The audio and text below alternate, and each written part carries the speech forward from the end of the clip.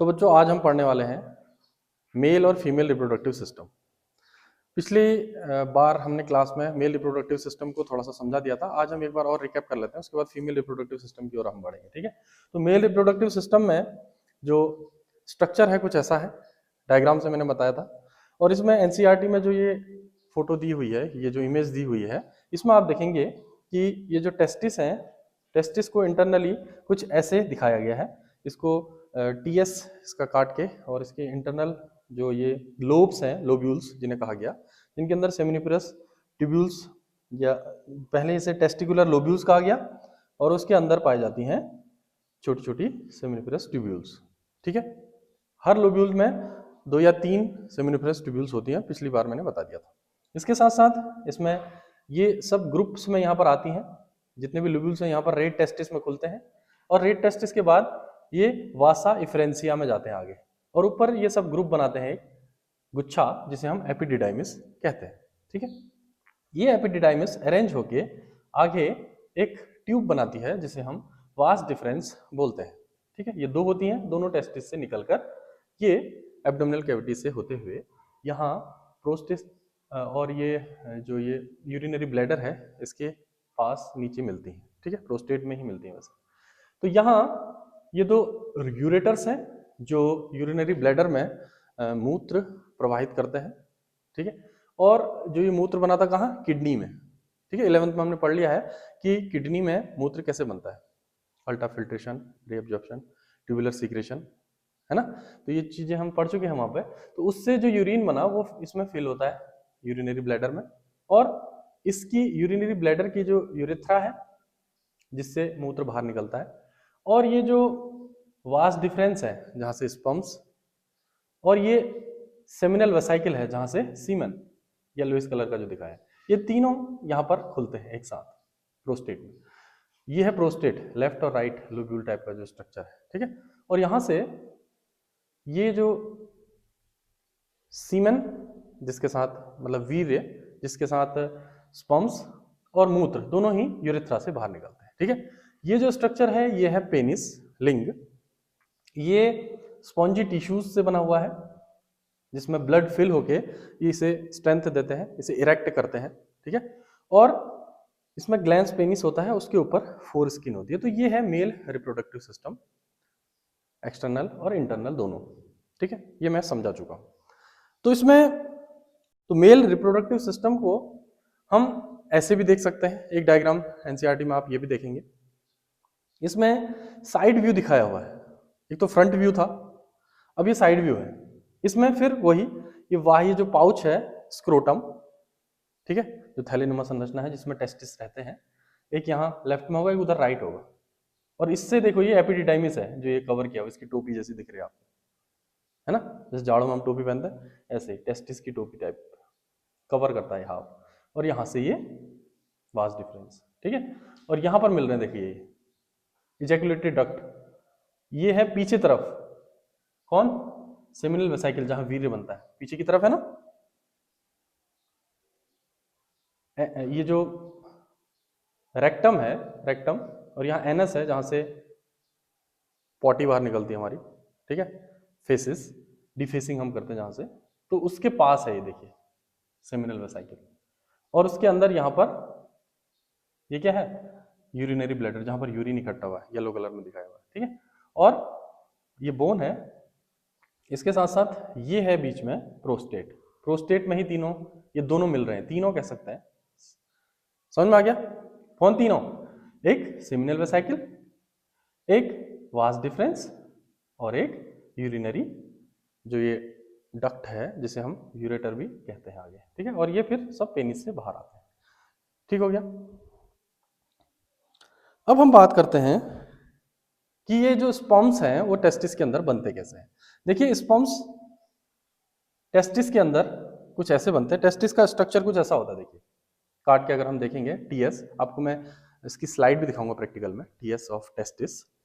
तो यहाँ पर अलग अलग ग्रुप ऑफ सेल्स हैं, अलग अलग लोब्स हैं, है ना, और यहाँ पर देखिए स्पर्मेटोजोआ बन रहे हैं अंत में, यानी स्पर्म्स बनेंगे फिर वो स्पर्मेटोजोआ, समझ रहे हैं। अब ये बनते कैसे हैं, इसमें बीच बीच में जो रेड कलर की है इंटरस्टिशियल सेल्स हैं, ठीक है। और यहाँ पर बीच बीच में सार्टोली सेल्स हैं जो नरिशमेंट देती हैं इन स्पर्म्स को, है ना। और ये जो डिवीजन होता है, ये जो सेल्स आप देख रहे हैं, ये जो डिवाइड होती हैं वो कुछ ऐसे होते हैं। देखिए यहाँ पर आउटर लेयर है ना, ये इंटरस्टिशियल सेल्स होंगी। उसके बाद इसमें प्राइमरी स्पर्मेटोसाइट किससे बनता है, प्राइमोर्डियल जर्म सेल या स्पर्म मदर सेल भी कह सकते हो, ठीक है। तो इसमें डिवीजन होता है, मियोसिस होती है। मियोसिस क्या होती है हम 11th में पढ़ चुके हैं, ठीक है। रिडक्शनल डिवीजन, एक सेल से 4 सेल्स बनती हैं और सभी में क्रोमोसोम नंबर हाफ हो जाता है ना, ये हम पढ़ चुके हैं। और इसमें प्राइमरी स्पर्मेटोसाइट से सेकेंडरी स्पर्मेटोसाइट, उससे स्पर्मेटिड, फिर उससे स्पर्मेटोजोआ, उसका पूरा पूरा मॉडिफिकेशन हो जाता है, उसमें पूंछ आ जाती है, माइटोकॉन्ड्रिया डेवलप हो जाते हैं, न्यूक्लियस फुल डेवलप हो जाता है और बहुत कुछ, एक्रोसोम बन जाता है, ठीक है। तो स्पर्म का जो स्ट्रक्चर है अभी हम देखेंगे बाद में। सार्टोली सेल्स नरिशमेंट देती हैं स्पर्मेटोजोआ को, ठीक हो गया। ये तो था मेल रिप्रोडक्टिव सिस्टम, और इसमें हर एक मेल रिप्रोडक्टिव ऑर्गन के काम हमने पढ़ लिए थे, ठीक है। जैसे मैं कुछ पूछूं आपसे कि बताइए टेस्टिस का काम क्या है, क्या है, स्पर्म प्रोडक्शन, है ना। प्रोस्टेट का काम क्या है,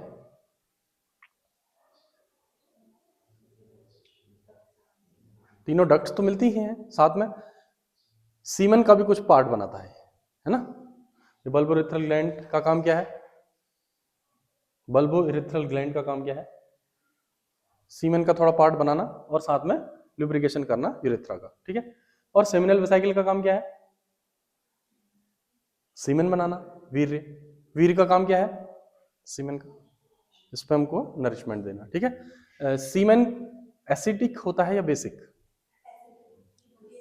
बेसिक होता है सीमन, ठीक है। क्यों होता है बेसिक, वजाइना की एसिडिटी वगैरह उससे न्यूट्रलाइज हो जाएगी, और स्पर्म को भी ऐसा ही मीडियम चाहिए जिसमें स्लाइटली बेसिक, एसिडिक कंटेंट में वो नहीं रह सकता, वो डेड हो जाता है, ठीक है। इसलिए बेसिक वो होता है। अब हम बढ़ते हैं फीमेल रिप्रोडक्टिव सिस्टम की तरफ। सबसे पहले एक्सटर्नल जेनिटेलिया। देखिए एक्सटर्नल जेनिटेलिया में ये आउटर स्ट्रक्चर सबसे ऊपर ये होती है क्लिटोरिस, ये मेल पेनिस के ही जैसे न्यूरॉन नर्व्स लिए हुए रहती है, ठीक है। मतलब इसे मेल पेनिस भी कहा जाता है, क्लिटोरिस। ये जो है ऊपर दूसरी भाषा में लिखा हुआ है, इसे छोड़ दीजिए आप, नीचे है क्लिटोरिस, ठीक हो गया। सबसे ऊपर जो हिस्सा होता है वजाइना के ऊपर, इसे कहते हैं मोनस प्यूबिस, ऊपर का हिस्सा जहां पर प्यूबिक हेयर्स आते हैं। प्यूबिक हेयर्स आप जानते हैं, जेनाइटल हेयर्स, ठीक है, बाल। और ये जो क्लिटोरिस है इससे कुछ ये लिप लाइक स्ट्रक्चर्स निकलते हैं, दो। एक तो ये जो बड़ा वाला है इसे लिबिया मेजोरा बोलते हैं, बाहरी होते हैं, ठीक है, दो। और उसके अंदर छोटे लिबिया माइनोरा, तो ये दो लिप लाइक स्ट्रक्चर है, ठीक है। उसके बाद यहां पर यूरेथ्रल ओपनिंग, यहां से मूत्र बाहर आता है, ठीक है। और इसके नीचे ये है वेजाइनल ओपनिंग, वेजाइना होती है यहां पर, ठीक है। यहीं से रिप्रोडक्शन भी होता है, सेक्सुअल एक्ट भी होता है, और यहीं से मेनेस्ट्रल ब्लीडिंग भी होती है, ठीक है। और जिसने कॉपुलेशन कभी नहीं किया हो, सेक्सुअल एक्ट, तो यहाँ पर एक झिल्ली यहाँ पर होती है जिसे हाइमन बोलते हैं, है ना। डॉक्टर्स ये भी बोलते हैं कि ये कुंवारेपन की निशानी तो है ही, ऐसा कहा जाता है, लेकिन कभी कभी साइकिलिंग से या कुश्ती से या भारी वेट उठाने से भी ये हाइमन ब्रस्ट हो जाती है, तो ये एक्चुअली कुंवारेपन की निशानी नहीं है, जिसे पुरानी मान्यता है हमारी, तो ऐसा नहीं है, ठीक है। तो ये है कुछ बातें, और नीचे होता है एनस, तो ये है वजाइना एक फीमेल की, ठीक है। तो ये बहुत इंपॉर्टेंट चीजें हैं, चाहे मेल रिप्रोडक्टिव सिस्टम हो या फीमेल रिप्रोडक्टिव सिस्टम, क्योंकि उसी से हम पैदा हुए हैं। हमारे मम्मी पापा, हमारे दादा दादी और हम, हमारे बच्चे, सभी के रिप्रोडक्टिव ऑर्गन्स ऐसे ही हैं, ठीक है। और उनसे ही हमारी आगे पीढ़ियां बढ़ रही हैं, तो इनको जानना बहुत जरूरी है, इनके बारे में नॉलेज हमें पता होना चाहिए, ठीक है। आगे बढ़ते हैं। अब एनसीईआरटी का जो डायग्राम है इसमें कुछ ऐसा दिखा हुआ है स्ट्रक्चर, और इसमें आप देख सकते हैं कि इसमें वजाइनल ऑफरिस यानी पूरा एरिया वजाइना का, इसके साथ साथ लेबिया मेजोरा और लेबिया माइनोरा जो हमने दिखाई अभी थोड़ी देर पहले, उसके ऊपर क्लिटोरिस, यहाँ पर देखिए ये पूरा इसके नर्व्स अंदर तक होते हैं क्लिटोरिस के, और ये most sensitive part of a female होता है। जैसे मेल का ग्लैंस पेनिस सबसे सेंसिटिव पार्ट होता है, फीमेल का ये क्लिटोरिस सबसे सेंसिटिव पार्ट होता है, ठीक है। और फिर ये है यूरेथ्रा, यहाँ से ये जो यूरिनरी ब्लैडर है यहाँ से यूरिन निकलता है बाहर, और साथ में ये बोन है प्यूबिस सिम्फाइसिस। तो ये है ऊपर यूटेरस, ठीक है, यहाँ है वजाइना, और वजाइना और यूटेरस के बीच में यहाँ पर होती है सर्विक्स, ठीक है, हिंदी में बोलते हैं ग्रीवा, सर्विक्स, और पीछे है रेक्टम और एनस। तो ये है साइड से फीमेल रिप्रोडक्टिव स्ट्रक्चर। ये है most important diagram of female reproductive system, क्योंकि ये मेनेस्ट्रल साइकिल में भी काम आएगा, है ना। और जब मेल और फीमेल गैमीट्स मिल जाएंगे यानी फर्टिलाइजेशन हो जाएगा, उसके बाद जो पोस्ट फर्टिलाइजेशन इवेंट्स हैं यानी बच्चे का जो डेवलपमेंट होता है उसके लिए भी इसकी जरूरत होगी। तो ये डायग्राम बहुत इंपॉर्टेंट है, और यहाँ तो है ही है, ठीक है। तो यहाँ पर ये वेजाइना यहाँ पर एंडिंग हो गई, ठीक है, और वेजाइना के बाद ये है सर्विक्स, ठीक है, जिसे सर्वाइकल कैनाल यहाँ पर कहते हैं इसके ऊपर, ये पूरा एरिया सर्विक्स का है। और यहाँ ये जो लाइनिंग है ये इस तीनों को हम कहेंगे यूटेरस, ठीक है। ये क्या है, पूरा यूटेरस का एरिया है, यहीं पर बच्चा इम्प्लांट होता है, बच्चा यहीं पर डेवलप होता है 9 महीने तक, ठीक है। लेकिन इसकी 3 लेयर होती हैं, यहाँ पर साफ साफ नहीं दिख रहा है, लेकिन ये क्या है, ये है एंडोमेट्रियम सबसे अंदर वाली, फिर मायोमेट्रियम और पेरीमेट्रियम, पेरीमेट्रियम सबसे बाहरी, फिर मायोमेट्रियम बीच की, और एंडोमेट्रियम अंदर की। 3 लेयर्स होती हैं यूटेरस में, ठीक है, फीमेल्स के शरीर के अंदर। और ये जो एंडोमेट्रियम है ये सबसे इंपॉर्टेंट है, ये स्पॉन्जी लेयर होती है। और जैसे जैसे मेनेस्ट्रल साइकिल के बाद दिन बढ़ते जाते हैं, जैसे फर्स्ट 4 डेज जो ब्लीडिंग होती है उसे हम मेनेस्ट्रल डेज कहेंगे, ब्लीडिंग फेज जो है, ठीक है, 4 या 5 डेज, 4 डेज मेनली। तो उसके बाद ये धीरे धीरे मोटी होती जाती है, ये लेयर स्पंजी होती जाती है, और यहाँ पर ब्लड की जो कैपिलरीज है वो बढ़ते जाती है, ब्लड यहाँ पर बढ़ता रहता है, समझ रहे हो। तो ये जो मोटाई इसकी बढ़ रही है और ये स्पॉन्जी हो रही है, कोमल हो रही है, ये फर्टिलाइजेशन के लिए तैयार हो रही है, यानी स्पर्म यहाँ से नीचे से आएगा और ये फर्टिलाइज करेगा ओवम को, तो यहाँ पर ये इम्प्लांट हो जाएगा, इसलिए ये तैयार होती है। तो एंडोमेट्रियम की लेयर मोटी मोटी होती जाती है। तो लगभग 12वें दिन को हम कहते हैं, ब्लीडिंग के 12वें दिन को फर्टाइल पीरियड। उस समय अगर यहाँ पर फर्टिलाइजेशन हो जाए तो बच्चा कंसीव हो जाता है, लगभग उसके आसपास का जो रीजन होता है 12वें दिन के आसपास, ठीक है। और फिर एग नीचे आता है और यहाँ पर इम्प्लांट हो जाता है, ठीक है। अब मतलब फर्टिलाइज्ड एग, तो ये समझ गए एंडोमेट्रियम, मायोमेट्रियम और पेरीमेट्रियम। एंडोमेट्रियम बहुत महत्वपूर्ण है, ठीक है। और अगर फर्टिलाइजेशन ना हो, जैसा कि कुंवारी लड़कियों के साथ होता है नॉर्मली, और तो जो एग है वो बिना फर्टिलाइज हुआ वो इस एंडोमेट्रियम की लेयर के साथ वजाइना से बाहर आ जाता है, जिसी को हम कहते हैं मेनेस्ट्रल साइकिल। वो जो ब्लड होता है वो यही होती है, इसकी लेयर होती है, वो स्पॉन्जी लेयर है, वो गाढ़ा गाढ़ा जो ब्लड है दैट इज एंडोमेट्रियम, समझ रहे। उसमें इसकी सेल्स होंगी, टिश्यूज, साथ साथ में ब्लड, और वो एग भी होगा, ठीक हो गया। उसके बाद ये जो दो हैं, एक इधर एक इधर, ये है fallopian tube. It is the most important part of female reproductive system, because यहीं पर फर्टिलाइजेशन होता है। अगर ये दोनों ना हो तो मेल फीमेल जो स्पर्म और ओवा है वो मिलेंगे ही नहीं, यहीं पर मिलते हैं। और यहाँ पर छोटे छोटे हेयर लाइक स्ट्रक्चर्स होते हैं, सीलिया लाइक, जो इसको फर्टिलाइज करते हैं और एग को नीचे तक लाने में मदद करते हैं, ऐसे ऐसे ऐसे हिल हिल के, समझ रहे हो। और ये जो फैलोपियन ट्यूब है इसके 3 पार्ट है, स्टमस, एम्पुला और इनफंडिबुलम। इनफंडिबुलम ये फिंगर लाइक स्ट्रक्चर आप देख रहे हैं, ये एम्पुला और ये स्टमस, ठीक है। एम्पुला स्टमस के आसपास ही फर्टिलाइजेशन होता है, ठीक हो गया। और ये है ओवरी, ये भी बहुत इंपॉर्टेंट पार्ट है। क्यों? It is a primary sex organ, पढ़ाया था ना पहले, बताया था। प्राइमरी सेक्स ऑर्गन क्यों है?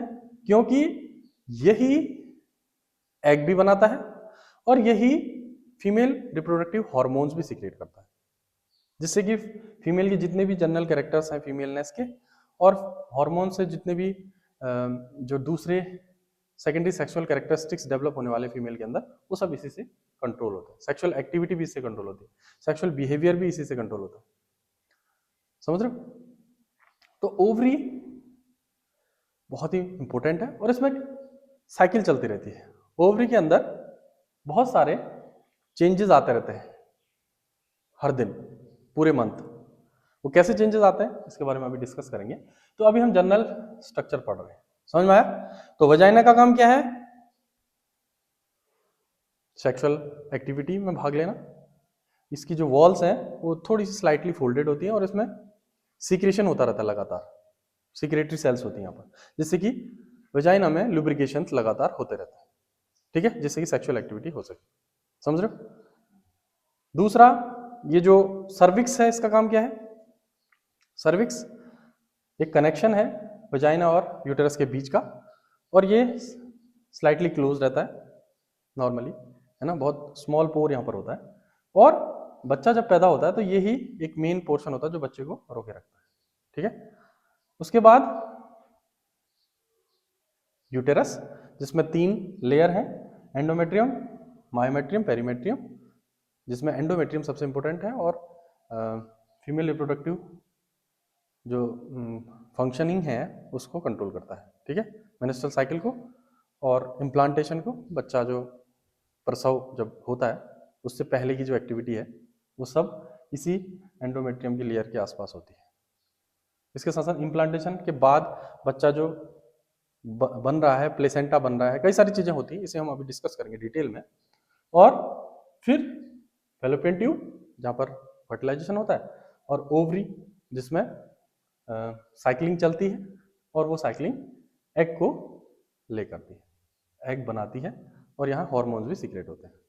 हार्मोन्स इसमें कई टाइप के होते हैं। एक तो सेक्सुअल एक्साइटमेंट के लिए हार्मोन्स यहाँ सीक्रेट होंगे फीमेल, जैसे मेल के टेस्टोस्टेरोन होते हैं, फीमेल के एस्ट्रोजन, ठीक है, प्रोजेस्टेरोन वगैरह। दूसरा, सेकेंडरी सेक्सुअल कैरेक्टर्स के डेवलपमेंट के लिए फीमेल ब्रेस्ट जो डेवलप होते हैं या वजाइना या दूसरे जो ऑर्गन्स हैं या प्यूबिक हेयर्स हैं, इनके डेवलपमेंट के लिए। समझ रहे हो? उसके बाद मेंस्ट्रुअल साइकिल को कंट्रोल करने के लिए, ठीक है, मेंस्ट्रुअल साइकिल शुरुआत के लिए भी और मेंस्ट्रुअल साइकिल के बाद जो प्रोसेस होती है उसके लिए। फर्टिलाइजेशन के लिए भी, मेल और फीमेल गैमीट्स आपस में मिले उसके लिए भी हार्मोन्स यहाँ से सीक्रेट होते हैं, ठीक है। साथ साथ अगर फर्टिलाइज हो गया एग सेक्स के बाद तो यहां पर इम्प्लांटेशन के लिए भी ये हार्मोन सीक्रेट करता है, ठीक है, उन्हीं एस्ट्रोजन प्रोजेस्टेरोन से ही होता है। उसमें और भी कई सारे हैं हार्मोन्स, कैटेगरीज में बताऊंगा आपको एक एक करके। उसके लिए इम्प्लांटेशन के लिए भी यहाँ चिपक जाए और फिर आगे प्रोसेस हो, प्लेसेंटा बने और 9 मंथ की जो पूरी साइकिल है वो चले, उसके लिए भी यहाँ हार्मोन सीक्रेट होते हैं। इसके बाद प्रसव के लिए, जब बच्चा पैदा होता है, पार्टुरिशन कहते हैं उसे, प्रसव, उस समय ये जो लेयर है ये बहुत ही ज्यादा फैल जाती है। वजाइना और जो सर्वेक्स है इसका जो साइज है नॉर्मल से बहुत ही ज्यादा बढ़ जाता है। उसके लिए रिलैक्सिन जो हार्मोन है वो ओवरी सीक्रेट करता है। तो नॉर्मल साइज जो इसका है उससे बहुत ज्यादा ये फैल जाती है, ये लेयर्स वजाइना की भी और सर्विक्स की भी। तो ये इसके लिए मसल्स को रिलैक्स होना जरूरी है, अदरवाइज महिला की डेथ हो सकती है। महिला की इतनी ब्लीडिंग हो जाएगी कि उसको बहुत ज्यादा प्रॉब्लम हो जाएगी, बच्चा पैदा ही नहीं होगा। समझ रहे हो? तो इसके लिए रिलैक्सिन हार्मोन भी ये ओवरी ही सीक्रेट करती है, जिससे कि ये इजीली रिलैक्स हो पाती है मसल्स और बच्चा पैदा हो पाता है। समझ रहे? और बच्चे होने के बाद, पार्टुरेशन होने के बाद जब मिल्क फीडिंग होनी शुरू होती है, यानी फर्स्ट जो मिल्क है जिसे हम क्या बोलते हैं, कोलोस्ट्रम, पहला पीला गाढ़ा दूध जो माँ का आता है बच्चा पैदा होने के बाद, उसे बोलते हैं कोलोस्ट्रम, जो बच्चे को पिलाना बहुत ही जरूरी होता है। डॉक्टर्स कहते हैं कि ये जो मिल्क है ये बच्चे के लिए बहुत ही अच्छा है, इम्यूनिटी के लिए बहुत अच्छा है। पहले के लोग जो होते थे वो कहते थे कि ये गंदा दूध होता है, इसे नहीं पिलाना चाहिए, उसे छोड़। लेकिन आजकल डॉक्टर्स कहते हैं कि ये पिलाना चाहिए, ठीक है। और मिल्क सीक्रेशन के लिए जो हार्मोन्स रिस्पॉन्सिबल हैं वो भी ओवरी से ही सीक्रेट होते हैं। समझ रहे हो? और उसके बाद जब ब्रेस्ट फीडिंग कराती है मम्मी बच्चे को, तो जो ये फैली हुई पूरी की पूरी रिप्रोडक्टिव ट्रैक्ट है, इसको नॉर्मलाइज करने के लिए, जो यूटेरस फैला हुआ है उसको फिर से संकुचित करने के लिए, पेट को फिर दोबारा से उस साइज में लाने के लिए जो हार्मोन्स सीक्रेट होते हैं, वो मिल्क फीडिंग से आते हैं, लेकिन सीक्रेट यहाँ से भी होता है। जितना बच्चा को दूध पिलाएगी माँ, उतना ही कॉन्ट्रैक्शन यहाँ पर होता है। तो बच्चे को दूध पिलाना बहुत अच्छा होता है, दोबारा से उसी साइज में यूटेरस भी आता है, पेट भी आता है, समझ रहे? तो मिल्क फीडिंग इसलिए जरूरी है। तो ये है फीमेल रिप्रोडक्टिव सिस्टम। इसमें कोई क्वेश्चन है आपके? देखो ये डायग्राम भी बहुत इंपॉर्टेंट है, क्योंकि ये है एक ओवरी का डायग्राम, ओवरी जिसमें ओवम बनने वाला है। देखी थी आपने ओवरी? महिला के शरीर में एक लेफ्ट ओवरी होती है, एक राइट ओवरी होती है, ठीक है? उनसे फैलोपियन ट्यूब निकलती है दोनों तरफ से। अब होता यह है कि ये जो एग्स बनते हैं ये अल्टरनेटिवली बनते हैं। एक मंथ इस ओवरी से एग बनेगा, एक मंथ इस ओवरी से, बायां दायां ऐसे हर महीने अलग अलग ओवरी से एग बनता है, ठीक है? और ज्यादातर जो फर्टिलाइज होता है एग बोलते हैं वो लेफ्ट साइड का होता है, ऐसा कहा जाता है। यदि सच्चाई हो तो फिर और ज्यादा रिसर्च से पता चलेगा, ऐसे लिखा था वहीं पर। जो ओवरी होती है उसका स्ट्रक्चर कुछ ऐसा है, और इसमें शुरुआत में मैंने कल एक आपको होमवर्क दिया था। क्या दिया था? इंटरस्टिशियल सेल स्टिमुलेटिंग हार्मोन के बारे में बताइए, वो कहां से सीक्रेट हो। इसका दूसरा नाम क्या है? फॉलिकल स्टिमुलेटिंग हार्मोन, समझ रहे हो? तो इंटरस्टिशियल सेल स्टिमुलेटिंग हार्मोन जो पिट्यूटरी ग्लैंड से सीक्रेट होता है, उससे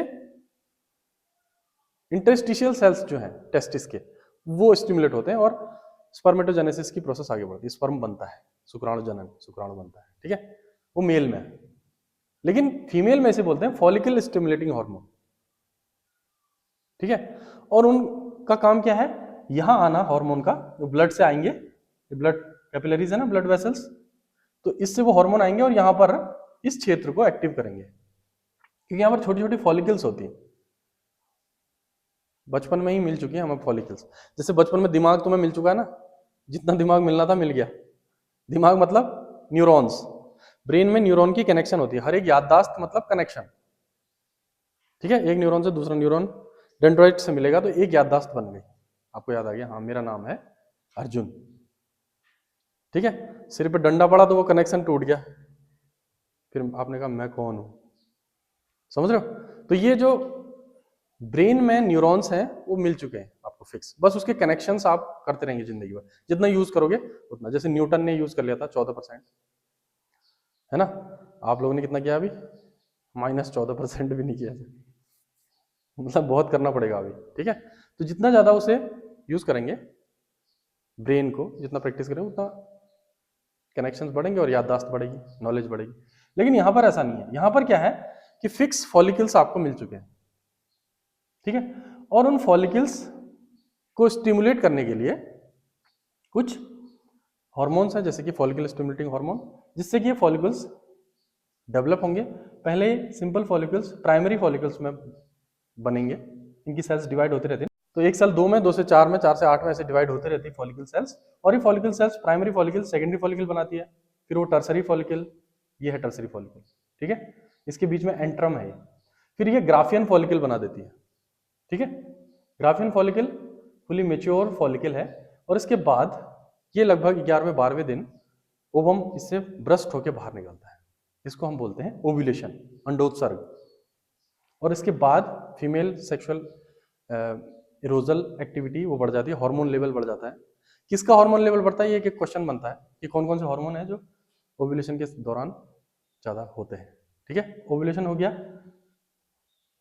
ये और मेनेस्ट्रुअल साइकिल अलग है, हाँ? ओव्यूलेशन में यहाँ से ब्लीडिंग नहीं होगी, समझ रहे हो? वो ब्लीडिंग अलग है, और जो मेनेस्ट्रुअल साइकिल वाली ब्लीडिंग है वो अलग है, उसे हम डिस्कस करेंगे। जब ओवम निकल जाएगा बाहर, तो बचा कुचा जो ग्राफियन फॉलिकल का हिस्सा था वो अपने आप को मतलब रिपेयर करने की कोशिश करेगा, जिसे हम बोलेंगे कॉर्पस ल्यूटियम। और ये कौन सा हार्मोन सीक्रेट करता है कॉर्पस ल्यूटियम? ये तो ग्राफियन फॉलिकल और इसके बाद जो ये स्ट्रक्चर है, ये तो फर्टिलाइजेशन करने के लिए या ओवम को बाहर निकालने के लिए हार्मोन सीक्रेट करेगा। इसके बाद ये फर्टिलाइजेशन को बनाने के लिए, फर्टिलाइजेशन को करने के लिए हार्मोन सीक्रेट करेगा, ठीक है। और फर्टिलाइजेशन हो गया तो इम्प्लांटेशन के लिए सीक्रेट करेगा। कॉर्पस ल्यूटियम भी एक सीक्रेटरी स्ट्रक्चर है, हार्मोन सीक्रेट करता है ये, ठीक है। और उसके बाद ये धीरे धीरे कॉर्पस ल्यूटियम धीरे धीरे समाप्त हो जाती है, इसी के अंदर गायब हो जाती है, समझ रहे हो। ये साइकिल चलती है एक ओवरी के अंदर, ठीक है। इसी से मेनेस्ट्रल साइकिल, इसी से फीमेल रिप्रोडक्टिव साइकिल पूरी की पूरी कंट्रोल होती है। पूरी ये 28 दिन की साइकिल है, समझ रहे हो। तो ये आज की क्लास थी जिसमें हमने मेल और फीमेल रिप्रोडक्टिव सिस्टम के बारे में डिस्कस किया, ठीक है। मिलते हैं नेक्स्ट क्लास में।